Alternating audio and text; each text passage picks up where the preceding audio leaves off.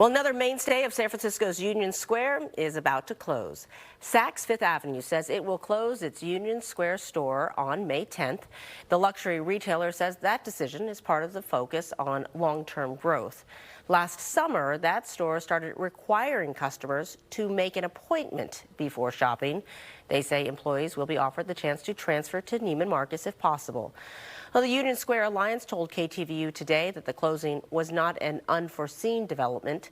And while it expects downtown revitalization to have its twists and turns, they say they are, quote, extremely optimistic about the future of Union Square, saying 2025 will be a standout year.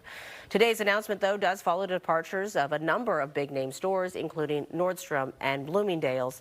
The flagship Union Square Macy's is also set to close sometime in the future.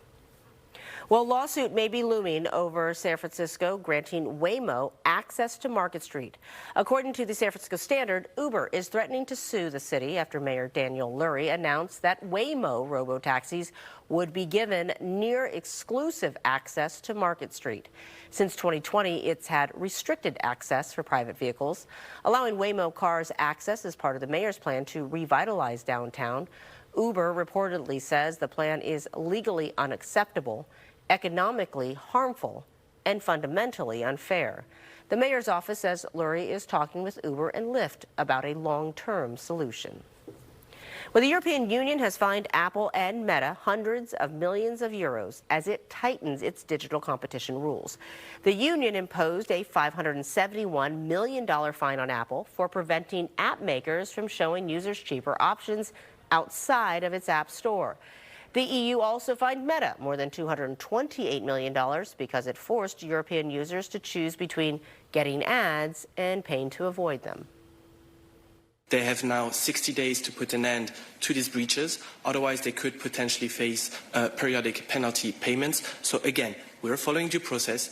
We did solid cases based on serious evidence. We're ready to engage with the companies in the next 60 days and in the future. Now, the fines were smaller than those previously handed down to big tech companies in other antitrust cases. They were expected to be imposed last month, but leaders held off because of the escalating Trump tariff war. Now, in less than 2 weeks, millions of people will feel a financial hit that they have not felt in years: student loan repayments. Fox's Rebecca Castor has more on what borrowers need to know. It's time to have people be accountable again for their debts. That's the directive from President Trump's education secretary. And starting May 5th, her department will resume student loan collections from more than 42 million borrowers, including those currently considered unable to make payments. We have over 5 million people that are in default. And that means their credit scores are affected. So we'd like to help them get out of default, but at the same time, this is something they owe. During his first term, Trump paused collections on defaulted student loans at the start of the pandemic. But he thinks former President Biden should have resumed them a long time ago. This is unsustainable, unfair, and a huge liability for American taxpayers. Debt cannot be wiped away. It just ends up getting transferred to others. Some Democrats are blasting the move on X. Congressman Ro Khanna saying restarting loan payments now will cause credit scores to plummet and risk millions of Americans' ability to participate in the economy. And Senator Elizabeth Warren says this decision is all about punishing student loan borrowers.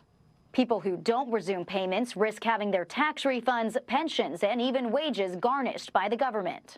The Education Department says there are options for borrowers unable to make their loan payments. You can find more information on studentaid.gov.